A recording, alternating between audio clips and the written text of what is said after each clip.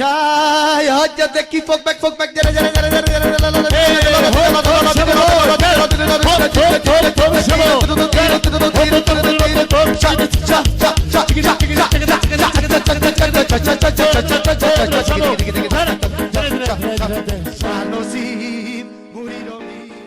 Dobrý den, ja som Šimon Pichlavý, KŽM Šimon Pichlavý a dneska je tu so mnou aj. Čaute, ja som KŽM Šimon Jebavý a teraz dám slovo KŽM Šimonovi Pichlavému. Takže, dnes to je relácie, tak ako na hlave, tak aj na oku, konečne som to povedal dobre. Takže dnes to je relácie, neviem čo tu budeme dneska vyprávať, určite sa za nejaké blbosti. Takže, čo začneme? Takže dneska sa dozvieme niečo o mne, čiže sa ma bude pýtať KŽM Šimon Jebavý nejaké otázky, no takže dám mu slovo. Ďakujem Šimonovi Pichlavemu, že mi dal slovo, takže teraz mu dám nejaké otázky.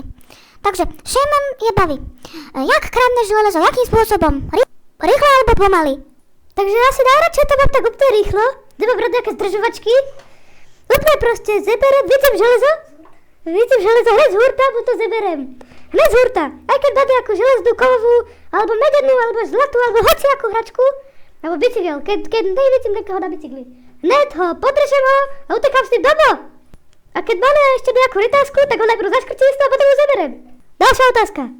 Je to veľmi pekné od teba, takýto si milý na ľudí. No, ja som není o nič lepší, no. Takže ďalšia otázka je, čo si mi dal vtedy minulé ty? Áno, jak sa učíš? No vlastne ty si to vtedy hovoril, takže to vieme, to už sa diváci dozvedeli. Takže,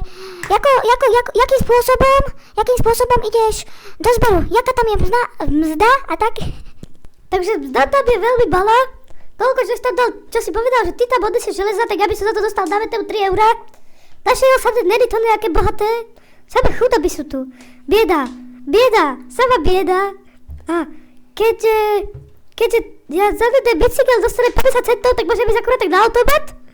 Ale to nevadí. Takže jak Šimon Pichlavý povedal, je to tu veľká chudoba, je, pravdu povedal. Teď som úplne roztrhaný, on není na tom o nič lepší. Úplne ponožky, paleci vidím. Akurát si neostriha nechyt.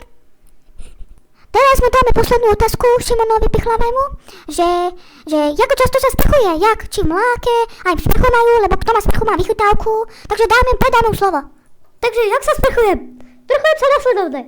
Vyjdem ven, keď prší vyjdem ven, zeberiem si zase svoj šampón, ja viem, že je to vtipné, ale tak my s tým nerobíme taký život. Utorák si neberiem, potom si sadnem kikachlom, keď sa sprchujem, máme kachle, zapalím si ohník, no, zohriem sa, jem tým čaj, ale nie.